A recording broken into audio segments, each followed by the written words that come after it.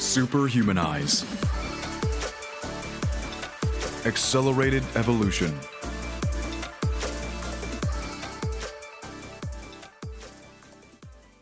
What of the words we mock the most, like, literally, and dude, are actually the secret weapons of human connection, subtly shaping our relationships and identities?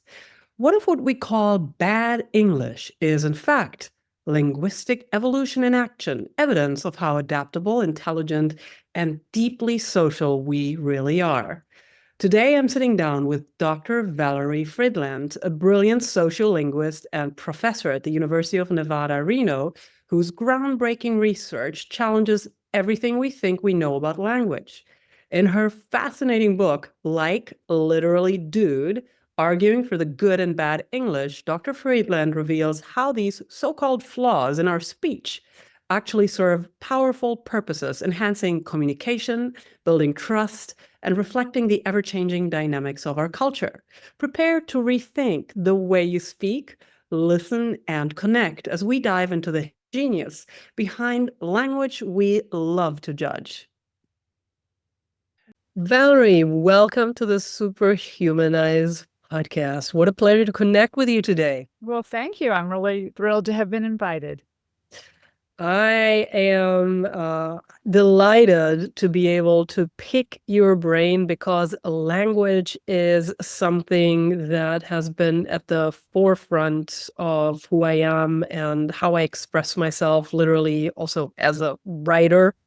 And I found it so fascinating how you actually champion expressions that are often criticized as, quote, bad language or bad English, and how you argued that these certain words or filler words have actually a very unique place within our language. And you make a very compelling case for embracing language evolution as seen in your book, which I love the title.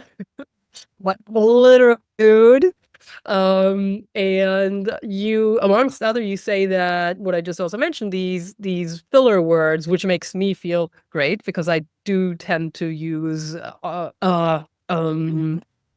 often. You're basically saying that they're not only speech disfluence, but they actually serve pretty significant cognitive and communicative functions. Can you elaborate a bit on that, please, Valerie? Sure. I think it's really interesting that we all embrace a lot of these features unconsciously, right? We use them and then we sort of self-loathe for using them.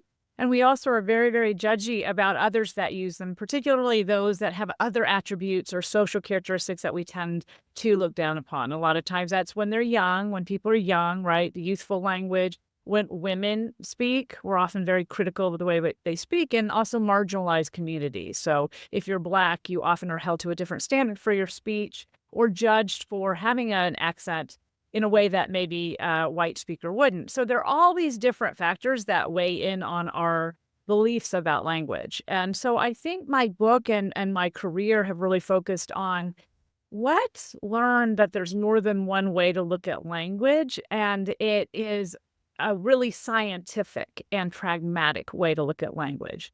So I'm not really arguing that we can't have feelings about bad language, right? That I might not like certain things and I might feel like it's too informal in a workplace context or something like that. Those are valid feelings. I'm not saying you can't have these emotions, but what I'm saying is you actually use very sort of non-standard features in your own speech, even if you don't realize it. You embrace changes that happened a century or two ago, even though you don't realize it in your own speech, but yet you are very quick to judge others for doing the exact same thing for the exact same reasons today. So if we step back and take a historical perspective and a linguistic science perspective, we can simply kind of flip our thinking to understanding why these features exist rather than simply judging that they do, if that makes sense. It does, Valerie. And let's actually do that. Let's step back and look at 100 or 200 years ago and how language that was commonly accepted was very different then, and how certain things changed that initially may have not been accepted and that are very commonly accepted now. Are there some specific examples that come to mind? Sure, there are a lot of great examples. I mean, just to even start our conversation, I think if anybody's ever read Shakespeare, which all ninth graders do when they're taking on Romeo and Juliet, I think that's what they're supposed to read that year. You are struck by the difference in language, right? You can read Shakespeare, but it's difficult. If you go even further back to say Beowulf, right, which was in Old English, because Shakespeare's actually considered modern English, if you can believe it, it's completely unintelligible. I mean, you cannot understand it. So just looking from that sweeping view of language change over time, you can tell that, well, obviously English has changed drastically. But let's just take a couple specific examples of how it's changed in the last couple hundred years. And those are pivotal years because it was really in the 18th and 19th century that this idea of linguistic purism, of linguistic prescriptivism really came to exist. So before that period, before the 1700s, we didn't really worry about right or wrong language. Now, that didn't mean people weren't judgy about language.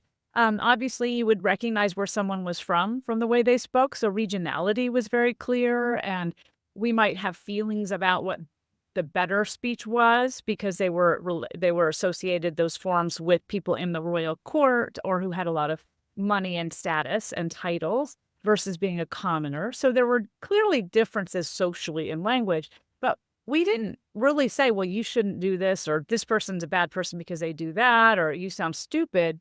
Because frankly, you spoke as you were expected to, given your rank or station. And it's not until about the 18th century, after the Industrial Revolution, where class differences become more important than rank differences. So you can be something that you were not born to. And it's only at that time we start paying attention to these language differences. And just a few examples of what was considered good then and bad now, multiple negation is one of them. So, for example, if I say, I ain't got none, or I don't have nothing, right, where you're using two negatives, in the history of English, that was completely appropriate. And in fact, you even see it used sometimes in Shakespeare, and you certainly see it used a lot in Chaucer. So these literary greats were doing it, and it really didn't become a bad thing until about the 17th century. Another great example is when you say you're going to do something, do you say, I shall go forth? Or do you say, I will go forth? I mean, if you walk around saying shall today, people are going to look at you strangely and you probably won't have many friends. You say, well, but in the 19th century, that was a faux pas. It was for a first person singular pronoun, I, you used shall, but that has died off. Another good example is how we hate like so much today. So when you hear someone say, I was like doing that, and then like they did this, people cringe at that. But if you've ever said, I feel like, it seems like, it appears like, all of those are only recently, in the last 50 years or so, considered acceptable to use like as a conjunction in that way. Those were also faux pas. So I think what we need to do is realize that what we judge as good speech today very well could have been bad speech 100 years ago, or what was good speech 100 years ago might be bad speech today. So we're really much stuck in one time period in our focus without looking at the historical long view of what happens with language. That's great perspective, Valerie. Thank you for that. And specifically talking about filler words. So there's actually something about them that some people may not be aware of, which is they can aid both speakers and listeners in processing information. And so I'd like to know from you your take on what implications this understanding has for public speaking and communications training, for example. Well, that's a really good question, and it's a little bit of a complex answer because it's not as straightforward, oh, yes, they're good, oh, yes, they're bad. And just to make sure that everybody's clear what we're talking about in this case, we're talking about mainly those filled pauses such as or that we tend to insert as speakers while we're doing some speech planning. So this is a little different than things like or which are actually called filler words, and they have a little bit of a different history and a different use. So if we focus in on an ums, All of us as speakers use them. In fact, they seem to be universal, not always in exactly that form. Different languages have slightly different forms of them, but they're very similar across Indo-European languages. So you get forms like and in almost all Indo-European languages. But even in non-Indo-European languages, you find these types of words, like these little filler words that aren't really words and that they don't have meaning. So that alone tells us, as language scientists, they've got to be doing something, or else why would every language have them? It would be weird, right, for every language to have them. It's like every language has nouns, and we know those are useful. So clearly there's some purpose for these. But as I illustrate with an there, but the problem is a lot of times we frown upon them because they make us seem disorganized, unprepared, or they make a speaker look like they don't know what they're talking about. And that is because they are tied to speech planning. So what we tend to find when we study ums and uhs in terms of where they occur, they do occur in places where speakers are doing deeper thinking about what they're about to say. So that often can be not just like, oh, I'm thinking deeply about the theoretical consequences of this, right? Not just deep thinking in that sense. But their brain is actually doing the neural firing to come up with the right vocabulary word, for example, or to pick among a number of different words that are similar, or to do the syntactic structure of a sentence at the very beginning of that sentence, which is why we often start a sentence with an or because that indicates our brain is mapping out the syntactic structure. So when I'm talking about speech planning, I'm really talking about complex cognitive operations that our brain does, which tells us that I should be happy when people are umming, because that means they're actually doing some cognitive work for me. So just from that alone, it is an indicator that someone is doing heavier cognitive retrieval. And that is actually a good thing for most of it. But that said, it also tends to be the case that we don't do it when we know what we're saying. So if I'm very well prepared, if I rehearse something quite a bit, if I know my topic really, really well, you find that I reduce the amount I use those. And a great experiment that has been done, and actually someone can do with a friend if they want, is to have someone describe a picture for the first time. Well, you'll find is as they're describing it, they'll tend to use ums and uhs as they're thinking through the ways they should describe that picture. But say you have them do that, and then 5 minutes later you say, hey, can you describe this picture again? Well, if you actually measure the difference in their first description from their second, you'll find something very interesting, and that is their ums and uhs decrease. Why would that be? Well, because they've already mapped out what they're saying, right? Their cognitive retrieval isn't as rigorous. So take this and apply it in a public speaking setting. Well, when I get up to give a speech, or if I'm a CEO and I'm addressing my, employees or my shareholders, or if I'm giving a presentation in a meeting, the assumption is I know what I'm talking about. The assumption is I've prepared what I'm talking about. And therefore, a high rate of and might make you look as if you don't, because of its association with uncertainty. And not uncertainty in the sense that I don't know my topic, but that I haven't mapped out what I'm going to say about it. And I think that's really where we get this highly negative association with them in public speaking context. But from the perspective of the scientist, what they indicate is that you're doing heavy cognitive retrieval. That is really interesting, Valerie, and also something I have a thing for. I like to read between the lines, or even watch micro expressions, all that kind of stuff, to read people. So that's actually another really great tool to read people. How do they use a lot of ums and ahs or not, and what that potentially implicates. Absolutely. And, there's some really interesting nuances there. So when we look at research on what tends to follow an versus what tends to follow an we find that longer pauses follow ums than follow uhs, which means that a speaker's actually signaling to you as a listener how long a pause they think they need and the type of cognitive difficulty or planning that they're doing. Which is why we find, interestingly enough, when people other people are more likely to try to help them. So if I'm saying, you're often going to jump in and say, this or that, or give me options, right? Or try to come up with names for me, because the there has signaled that I might be having a little more cognitive retrieval problems and you can help me. If I just do it's unlikely, because what I signal to you I just need a second. I'm getting it. I just need a second. So it's really interesting in terms of just those micro messages that we're sending. The other really interesting aspect of it is when I use a like that, what you as a listener get is not just that I need to take a pause, but you get that whatever I'm about to tell you is something that you're going to need to ramp up your brain for to interpret. And it actually makes you more efficient, faster, and have recollection that's better when I've used an before saying something.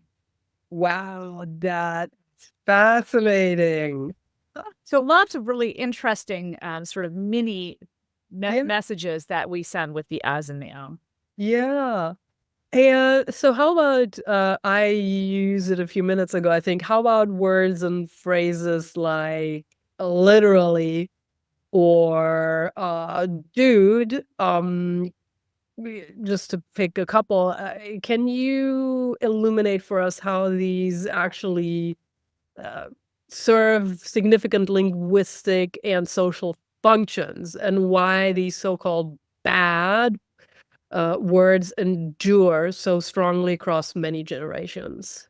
Right. Well, let's take both of those separately because they have some interesting histories and say sort of different things about us. But it's really interesting because a lot of times we think these are flash in the pan, kind of slangy sorts of things, and we, lament their use. And oh my God, young people are going to the dogs with their language, and how can literally ever be used non-literally? It just has no meaning anymore, right? We hear all these sort of gloom and doom linguistic ideas that surround them. What's interesting is both of those in their more slangy type or modern usages are in quite old. And we tend to think they're things from this moment, but they're actually things from centuries ago. And the fact that they endure tells us that they're useful to us in some ways. I mean, quite frankly, we don't do things unless it's useful.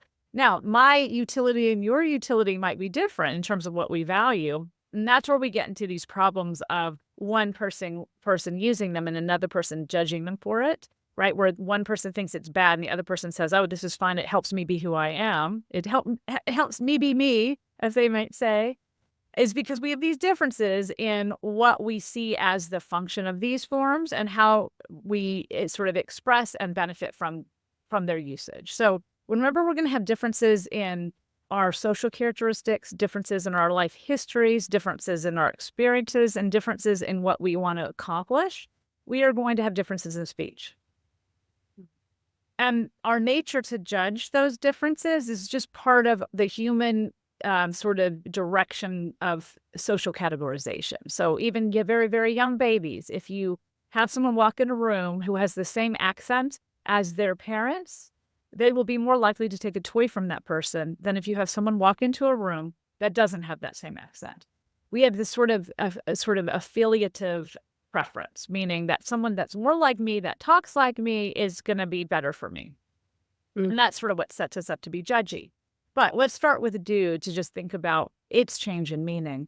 So if you look back a century or so, actually more than a century, maybe 150 years, to be a dude was a grave insult. It was in the sort of the Gilded Age, as we got to the turn of the century, to the 19th century, there was a lot of upheaval in the American psyche of the roles of women, the increasing visibility of homosexuality, the instability of the family, the relationship between Americans and British speakers.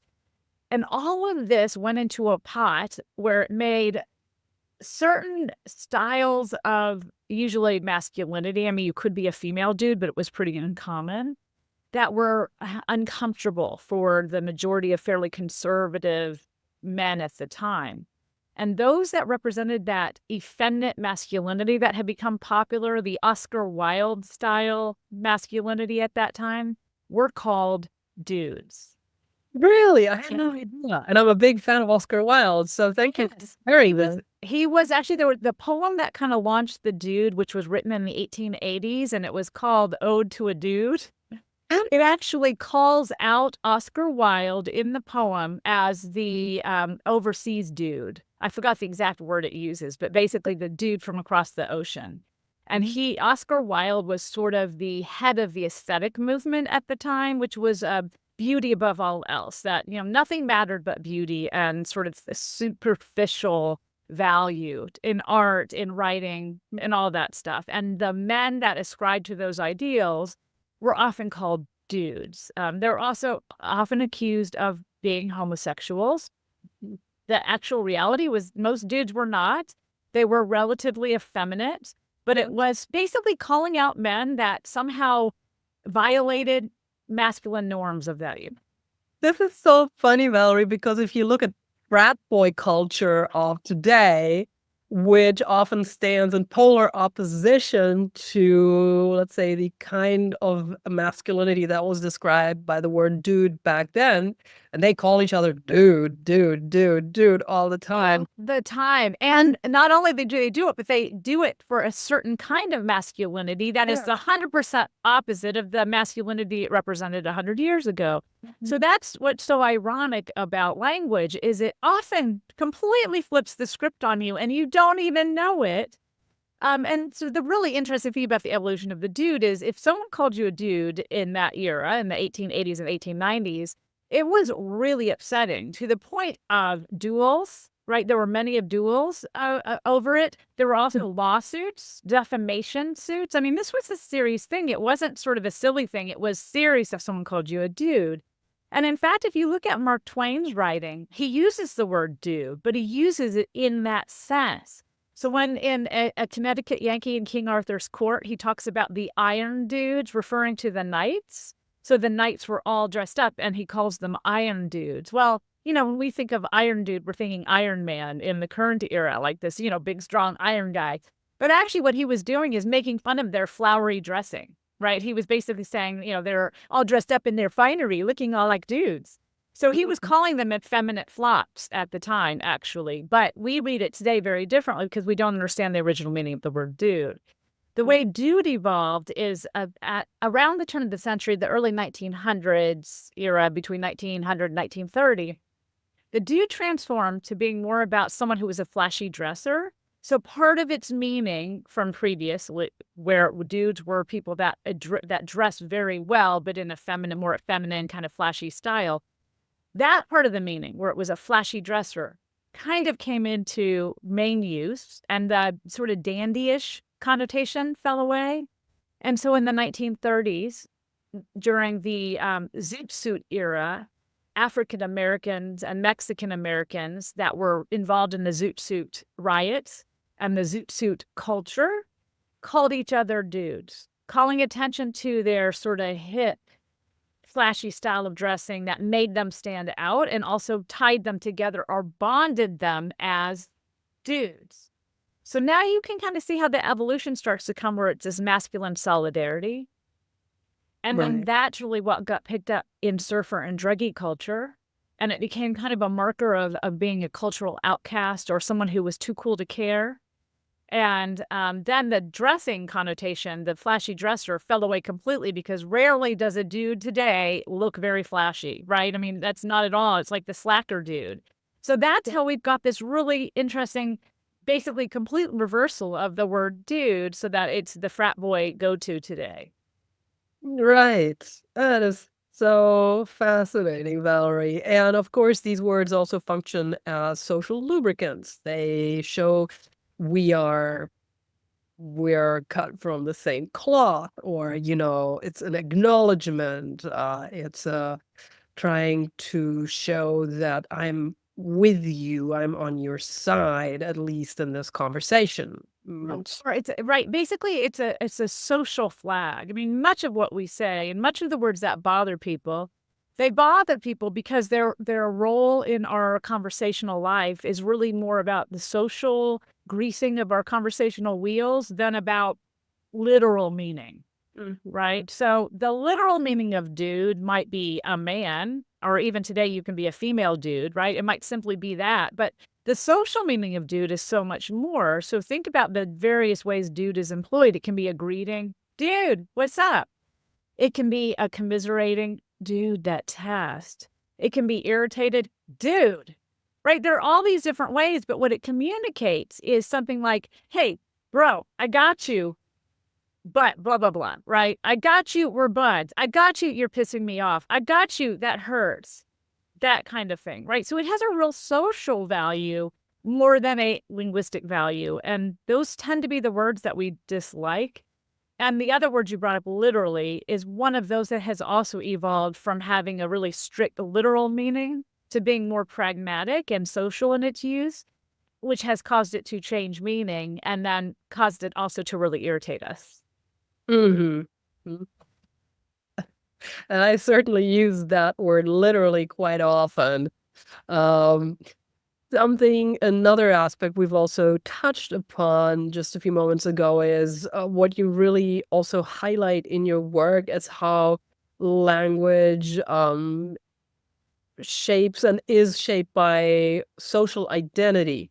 So factors like region, gender, or age often play really important roles in our linguistic choices. And can you explain how language in that sense functions as a marker of social identity and maybe even also as a gatekeeper, and how we could become more conscious of the way these factors shape our speech and therefore also our social interactions and culture? Absolutely. I mean, really, that's the crux of the work I do, where I look at how language change over time has been instigated or triggered. And, 100% of the time, there's a social reason for language change. That doesn't mean that language would ever stand still. It doesn't. So there are internal reasons why language changes. It's just the nature of the linguistic beast. Our brains and our mouths are wired in such a way that language has underlying pressures to move in a direction, right? Just even without us. But the trick is, if that's the case, then what we'd expect is all language to be universally moving towards each other rather than separate, because our brains and our mouths are designed the same way. So we should all be changing in the same direction. But what keeps that from happening, what keeps us changing in different aspects of those pressures, is our social lives. And that is the crux of how language changes and what it changes for. And pretty much anything you can point to that annoys you in language, or that you love in language, or that you notice as different in language, is all of those things because of its role in forming social identity, because of its role in establishing social connection, because of its role in letting us signpost or signal to each other how we feel about certain things and how we feel about what we're talking about. And those are really what make us human. Mhm. So if language didn't shape how we interact in those ways, it would be a very dry existence. Right. So part of it is simply realizing that this is the nature of language and this is the nature of us as social beings. And you put those two together and it will change.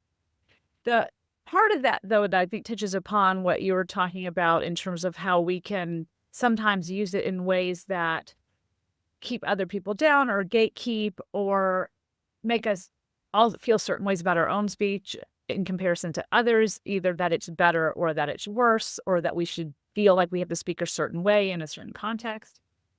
That is really tied to how very, very small linguistic features, so something like whether you have a G on your ing or not, whether you say going to versus gonna, whether you say don't ya versus don't you, whether you say like versus say, in a situation like he was like, I don't want to go there, and she said, I don't want to go there, right? Where you could use them interchangeably. Those are all little decisions that hinge upon our relative roles and the way we view ourselves in society that pushes us to choose one variant over the other. So think about where you say, I'm walking versus I'm walking, right? What does that tell you? So if I said I'm walking over to my friend's house versus I'm walking to my friend's house, just tell me in that difference, that one difference, what do you get off of that as a listener?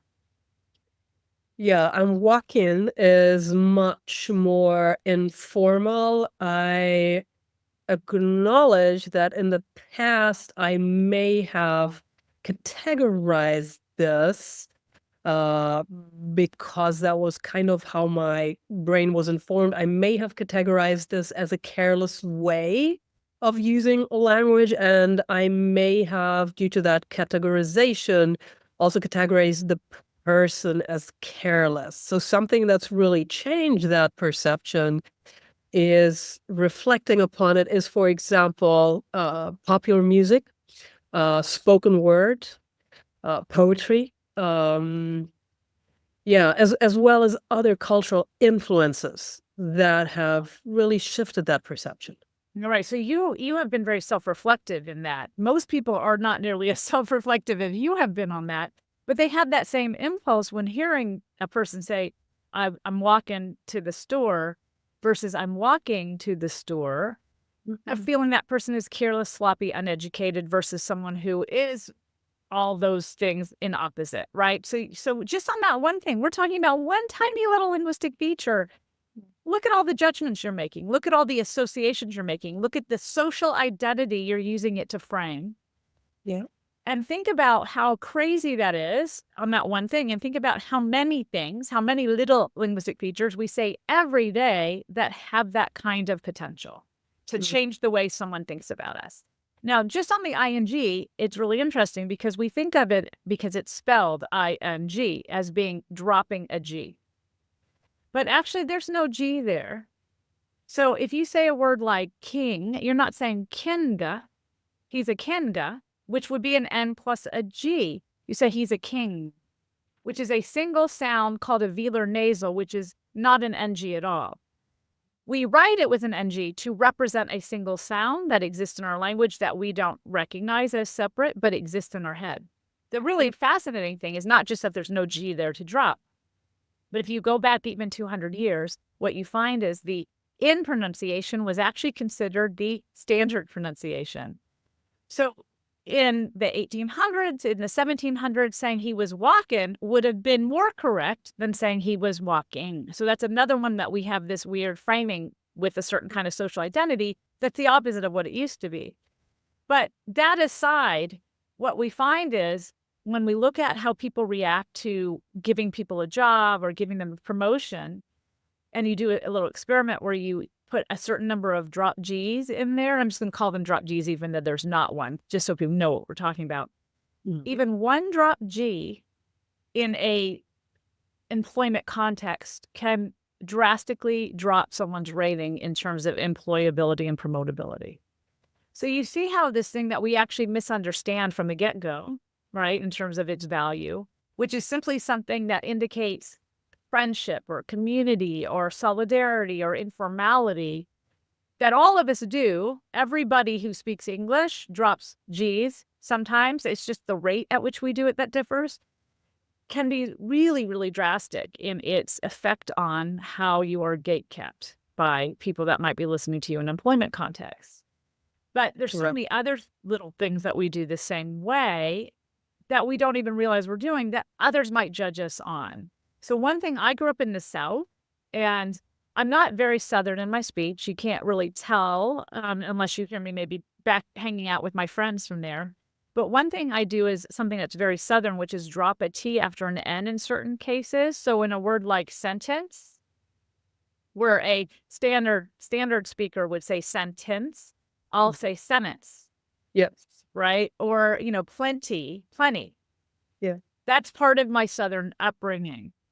I didn't even know I did it. So I became a linguist, right? Most Southerners don't. But what happens is I've had so many people when I was younger in a sort of employment or workplace context say negative things about it that it really struck me how this one little thing that is very common in the South, right? Which is why you live in Atlanta, not Atlanta, right?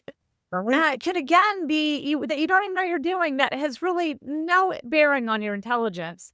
You can be held accountable for this thing and kept from opportunities. So really what we need to do is realize that there are so many instances in which we have done the same thing in our speech, but don't recognize it because it was done long ago or it's the standard form.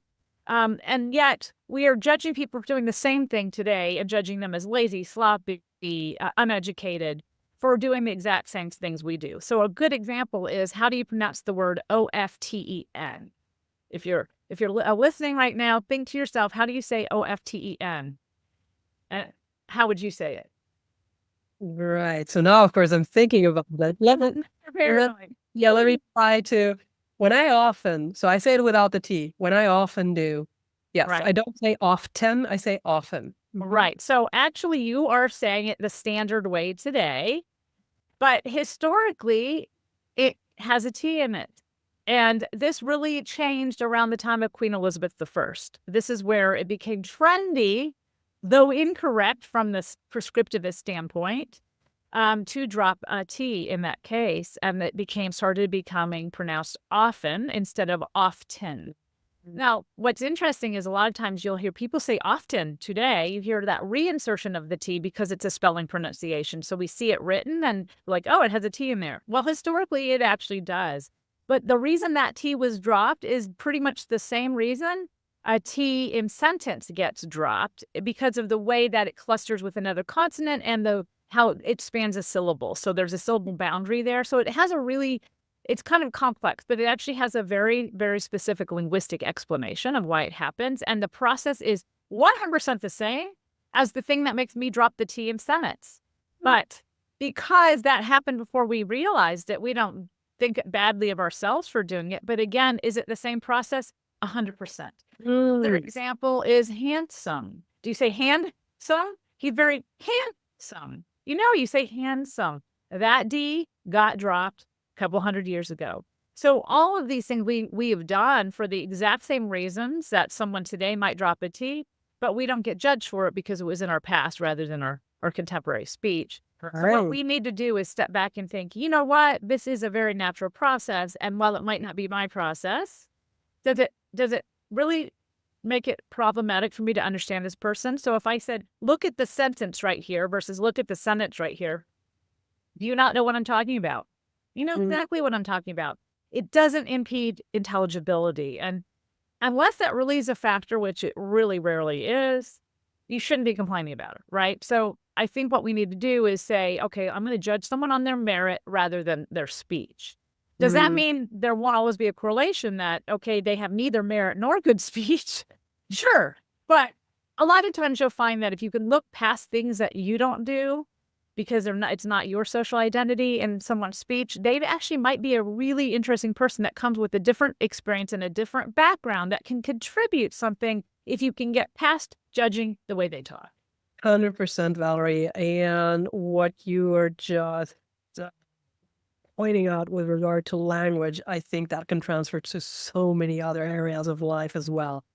I'm curious. I have family in the South, and my husband's actually from the South. He only, when he drinks whiskey or when he's with his friends, the Southern drawl will come out.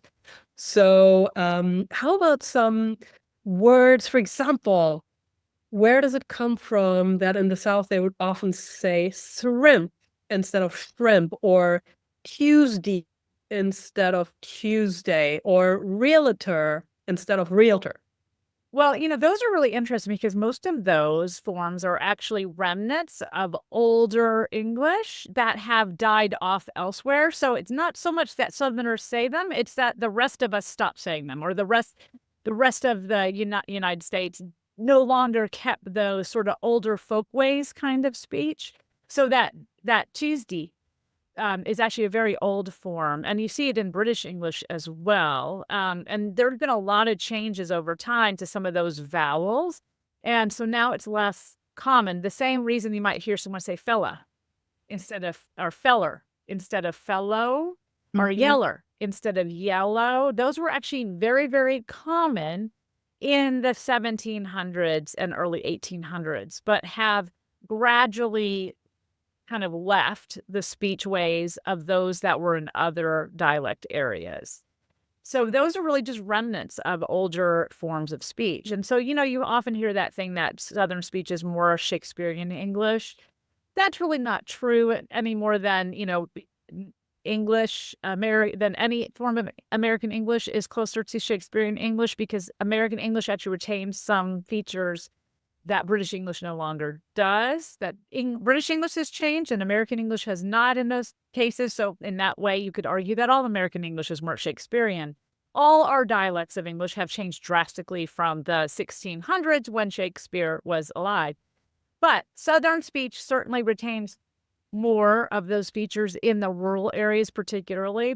And the examples you gave are some of them. The other thing about Tuesday that your husband may or may not say, but was an older feature that has died out across most of the United States, except in the South, mainly older speakers in the South, is not just the Tuesday, but Tuesday versus Tuesday, right? So that, I don't know if you can hear that subtle difference. There's Tuesday versus Tuesday, or due versus do, or news versus news. That's called yod dropping. And that's because historically, after the sounds like N or T or D and before an U vowel, there was a Y sound, a Y sound. That's sort of proper historical pronunciation.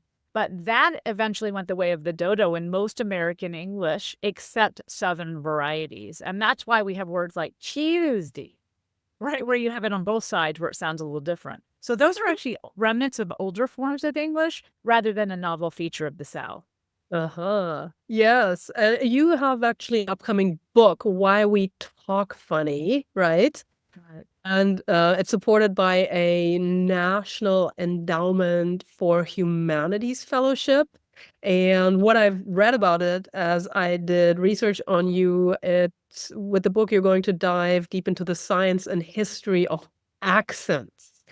And, here in the US, of course, we have so many different accents. In Europe also, I speak a few languages. However, if you would drop me, I don't know, in the middle of a specific region in France, I would probably not understand what they're talking about anymore. Same goes even for Germany. German was one of my first languages next to English. And some of the German regions, I would have a really hard time understanding people. And with your research on how, let's get back to the US, how different US regions actually go about vowel production and making all kinds of different sounds, can you share any intriguing findings so far? How specific, like how vowel sounds influence perceptions? Sure. Yes. So I do have another book coming out called Why We Talk Funny that looks more at sounds than words. So my last book really looked at words and how words evolve over time. But just like the example I told you about the dropping the G, we have a lot of social beliefs that are driven by sounds. Like an individual sound makes a difference to us. So another good example of how sounds are different in the American things tied to the vowels are, think about how you might say aunt versus aunt, or vase versus vase, right? So what does it say when I say, oh, that vase is beautiful? Are you thinking it's going to be expensive or cheap? I think it's very expensive and you are so sophisticated. Exactly. So see how this one sound, this one vowel has, just in that one sentence, has reshaped who you think I am and what you think I'm like, right? So these are pretty amazing things that a single sound can do. And in fact, we judge people more on sounds than we do on almost any other aspect. I mean, grammar for sure does affect the way we think about people, but accents we are really tuned to. So within 400 milliseconds of hearing someone talk, we can usually tell they have an accent. And we can even judge things about that accent or about their voice as to like their gender, their nationality, their ethnicity. 400 milliseconds. That's about the time it takes you to say hello. So it means that while I say hello, you've learned a lot about me already, right? And that can either turn you off or turn you on, and it can make me employable, make me trustworthy, make me uneducated sounding, right? There are pretty drastic things that just saying hello can do for us or hurt us with. That's why I felt it was really important to look at this. One of the biggest changes that are happening across the United States, and the area that I study the most and I've spent most of my career on, is looking at how vowels have changed over various dialects and various time periods. And this just might seem, like, oh, yawn, who cares about vowels? But just with that, as I showed you with the vase versus base example, vowels are crucial. And one of the reasons they're crucial is that we use them a lot, right? What word can you say that doesn't have a vowel, right? None. There's no word in English that doesn't have a vowel. Even words that exist just as a single sound are only vowels. So if I say a, right, that's a vowel. So if that's the case, then that means if I'm different than you on the way I say one vowel sound, even just one vowel sound, that means you and I will differ 1,000 times a day. I wonder if in cultures, for example, where they use these clicking languages, whether they have the same biases. Mm. That's a really interesting question. All languages have bias. The Right. form of that bias is different. Now, interesting click languages, there's only about 30 in the world of clicks, of languages that have clicks. Almost all of them are entirely in Southern Africa. And the history of clicks is fascinating. They seem to be an early sound, which meant that probably our first languages, the ones that evolved from which all other languages evolved, were probably click languages, or very likely might have been. Clicks are very complex. They're complex both in the ways you make them, because there are maybe 100 different click sounds you can make, which most American English speakers would not be able to do. They're also complex because they can combine with other articulatory things to be even more complex.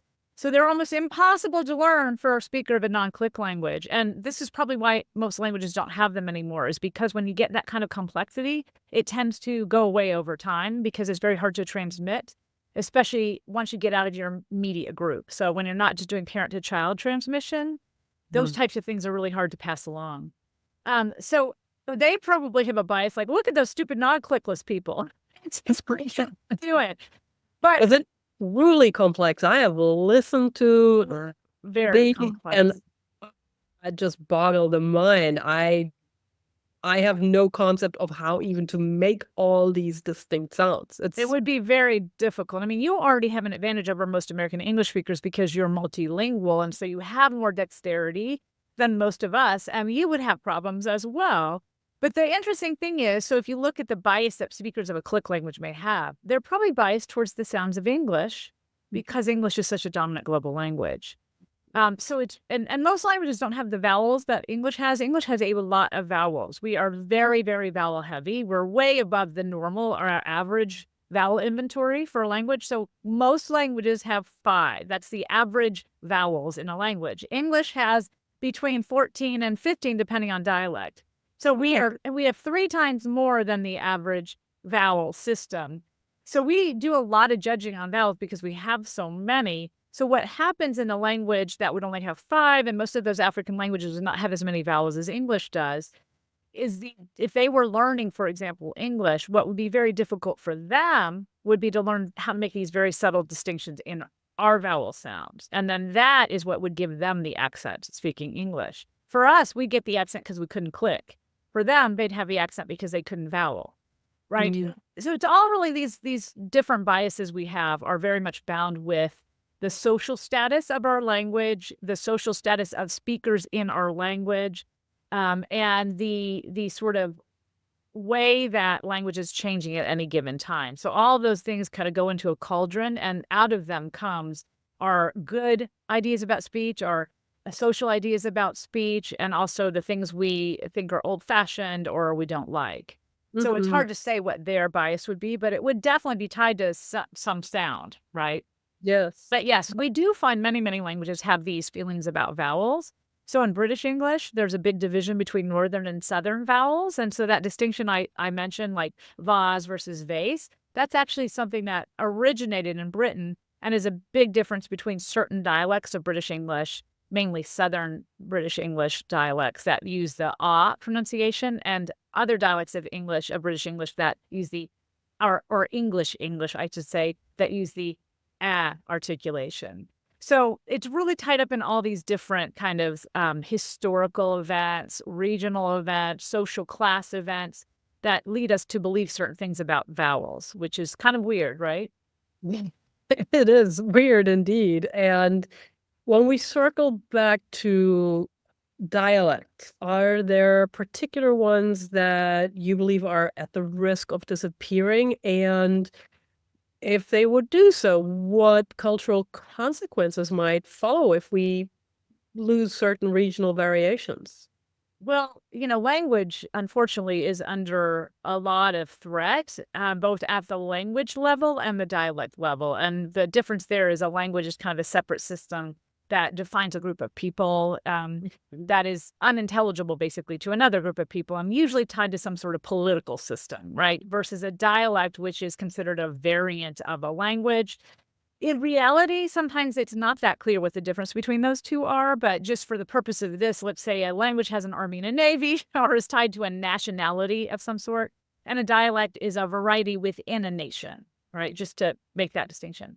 At the language level, so language is tied to kind of populations that are nationally or politically bound.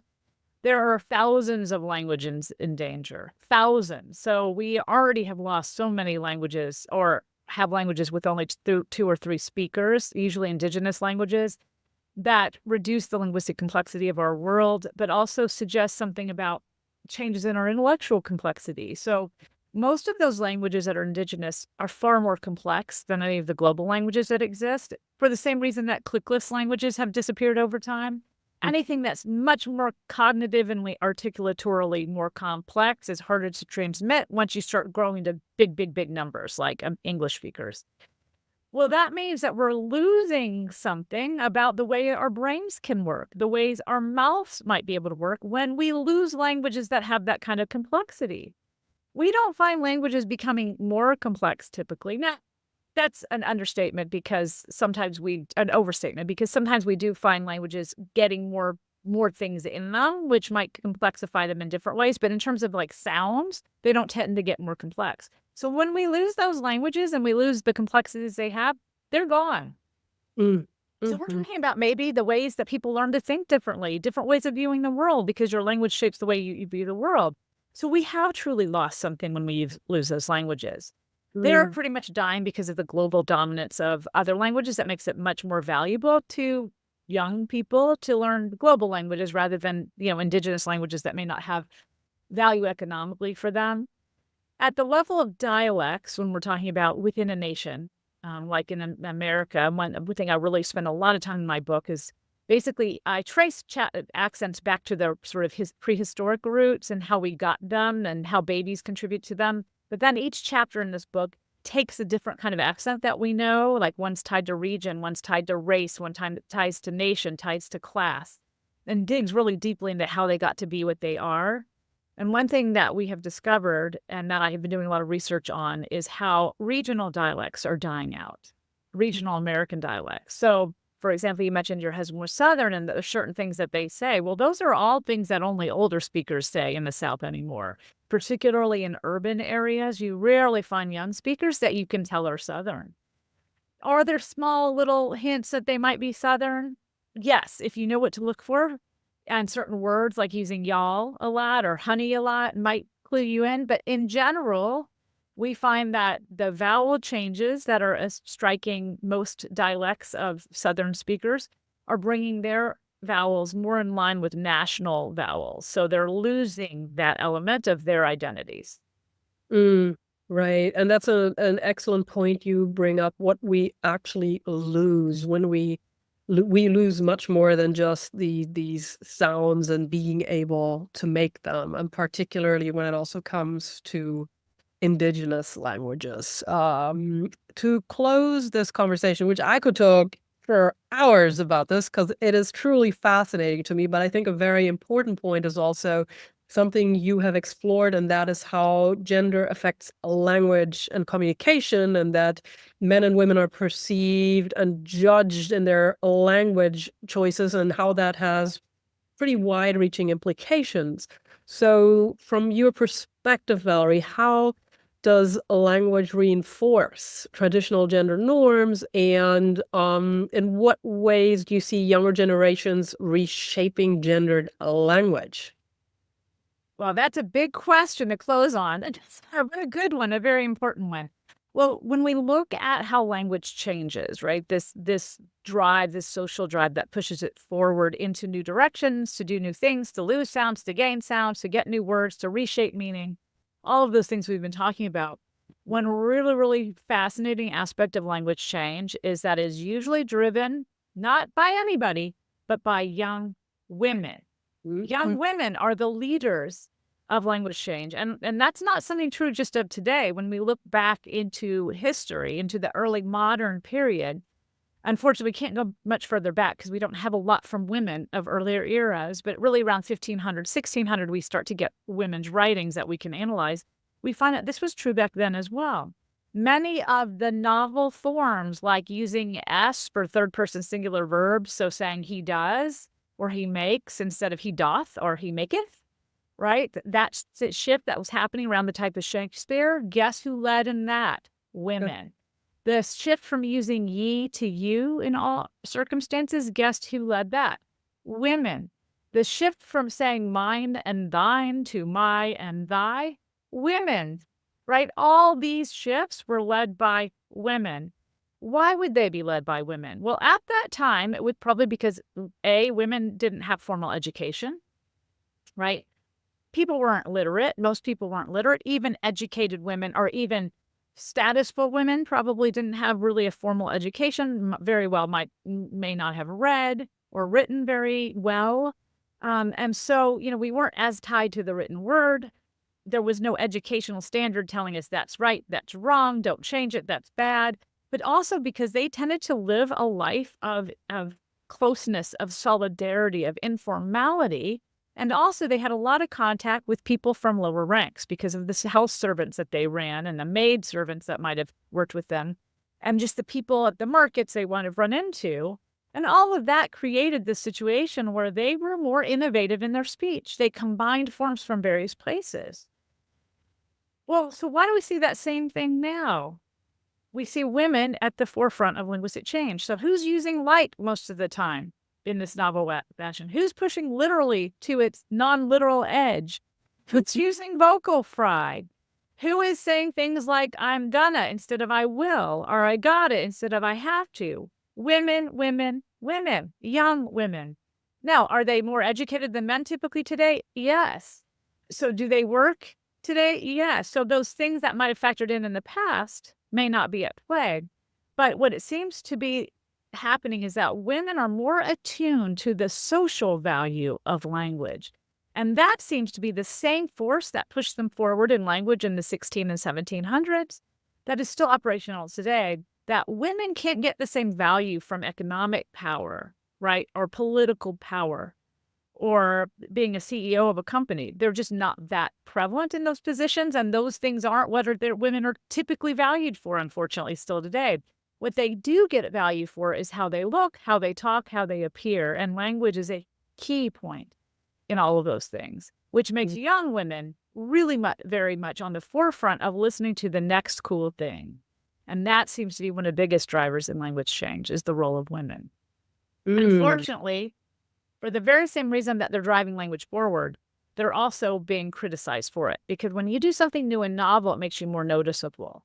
When you're already a woman in a place like a boardroom or a courtroom, right, you are already more noticeable. So you put those things together, a noticeable woman and a noticeable speech habit, and it usually doesn't bring you good things, right? Which is why we tend to be more evaluative of women than we do of men in their speech.